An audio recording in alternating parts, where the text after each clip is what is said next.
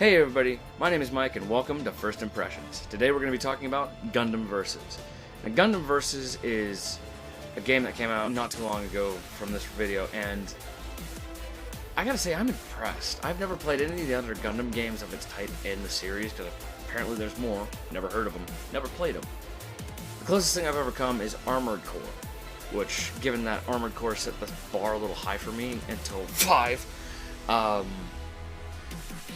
I kind of have, expectations when it comes to games like this, and with Gundam Versus, they actually met those expectations for the most part. My only qualm is things like the controls. They're kind of, I want to say stiff, but at the same time, really, really precise. You gotta, if you're dashing somewhere and you want to stop and do like X thing, but it requires you not to be, doing X thing, like going up. I could never get myself to go up when I'm dashing sideways, because whenever I'd release the movement stick and hit the button to boost up, I would continue boosting that way. It was annoying. And it was something that I learned, that's what dash dive is for, and boost dive, whatever it's called, is for, and blah blah blah. And it makes for a kind of annoying process of controlling the Gundams and mobile suits that are within the game, and there's a lot. There's a lot. There's like 97 or 96 or something just playable mobile suits. I don't know if that's including the locked ones that are DLC or not. And then you've got the strikers. There's a lot of strikers. There's strikers that have suits that aren't even playable, like the Leos from the Mobile Suit Wing series.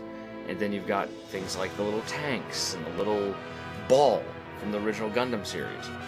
You got just things like the GM, Zaku 2, Zaku 1, and a bunch of stuff that I really wish that was playable is a striker. And you can't get it as a playable Gundam, and it's a little irritating, but it's really fun. And the gameplay is very nice, it's very smooth. You have offline battles that if you just want to play like a quick match, just to kill some time while you're waiting for someone to show up or something, you can. Or if you have, a lot of time on your hands and you want to go for like the hard fight, there's that option too. And you can just keep on going.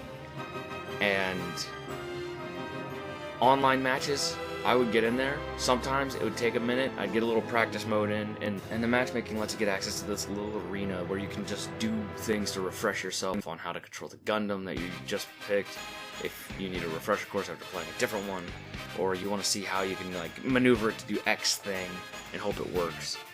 And you get to basically fiddle around with it until matchmaking gets you a match. And sometimes it's instant, sometimes it's not. When you get a match, usually the game will synchronize your connections, so you won't have as much of a lag issue. It still happens, sometimes, but for the most part, the game synchronizes everyone so they're on the same page, so the gameplay is smooth. As some of the gameplay I'll show you later shows, there's actually moments where the synchronization just said, fuck you, bitch. And some of the Gundams that I see are different point values, and each Gundam has its own point value for how much life you have to spend on that Gundam. Because when you play things like 1v1, you get 600 life points to spend amongst, yourself and your enemy that you can spend. And let's say you have 600 and you use a 200 cost mobile suit. That mobile suit is going to basically not take as much off of your overall life bar and give you more chances to come back to life and fight. But usually the 200s are weaker comparative to something like the 500s. And I've played multiple kinds. I've played the overpowered ones, I've played the weaker ones, I've played the silly ones, and I've played my favorites. Most importantly, I'll play my favorites, which are the Tallgeese, Tallgeese 2, and the Dom. So, those 3 mobile suits alone were fun for me. My only problem is that there's some iterations of mobile suits for like Gundam Wing that I wish were in there that we don't see.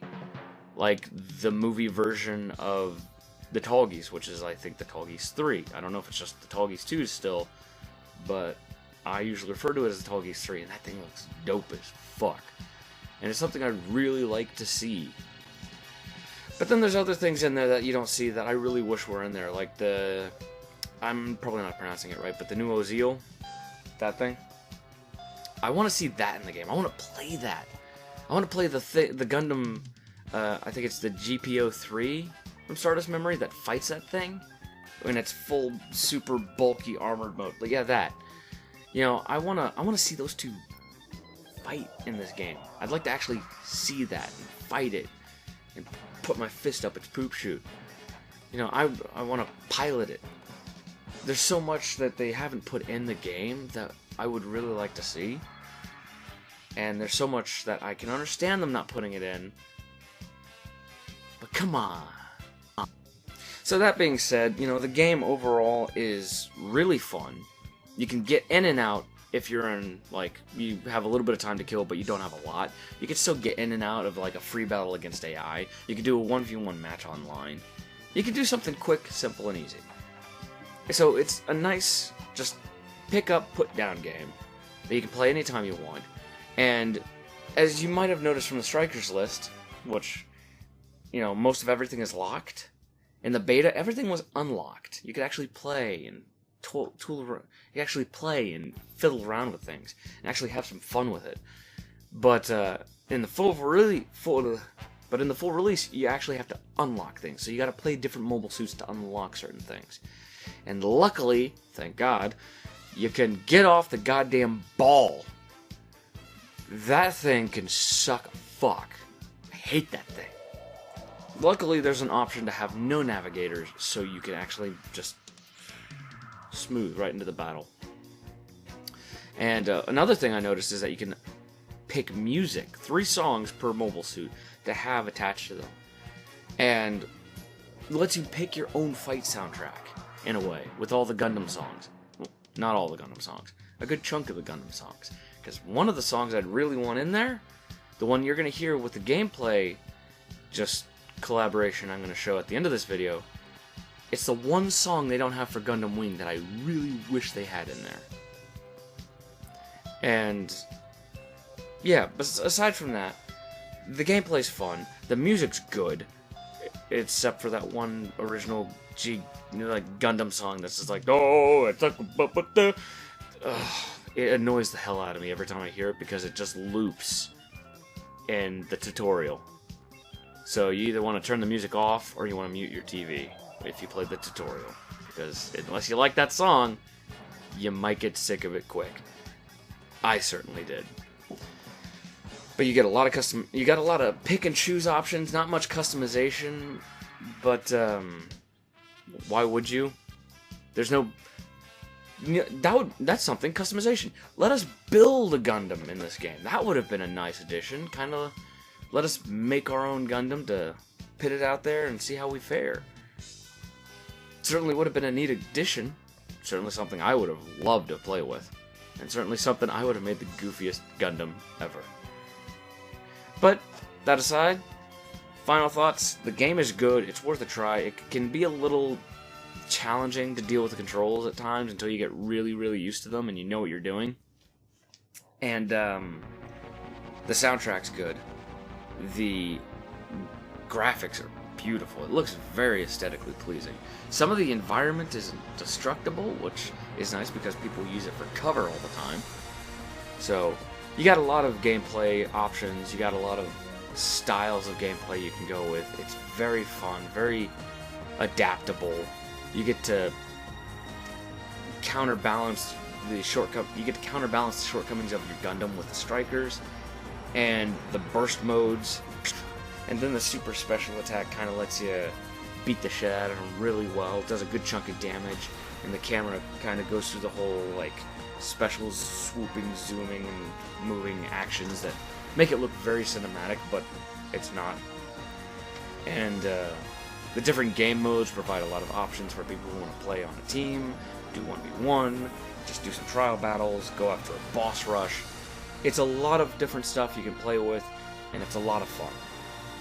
The only downsides I feel are that the controls need a little tweaking, and maybe some additional Gundams put in there. A lot of people I know were disappointed that the G Gundam Fighter series, whatever, wasn't in there. I don't see much of a loss in it because I was never a fan of that series.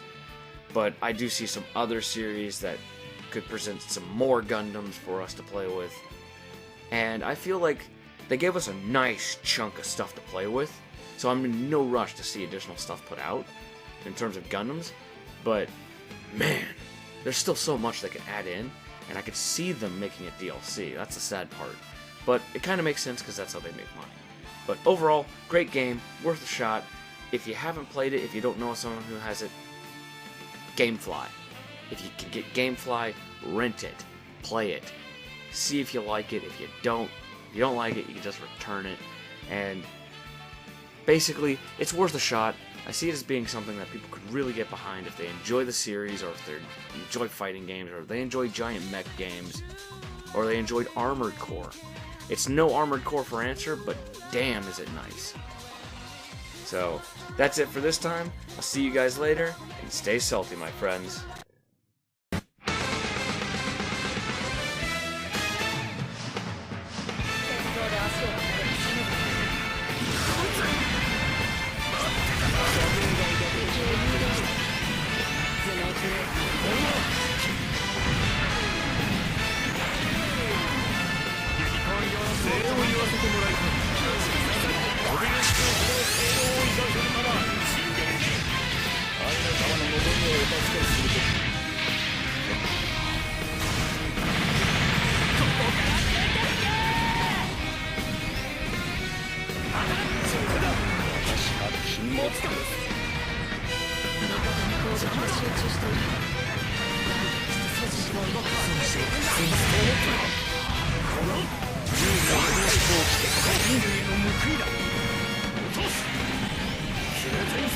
そこ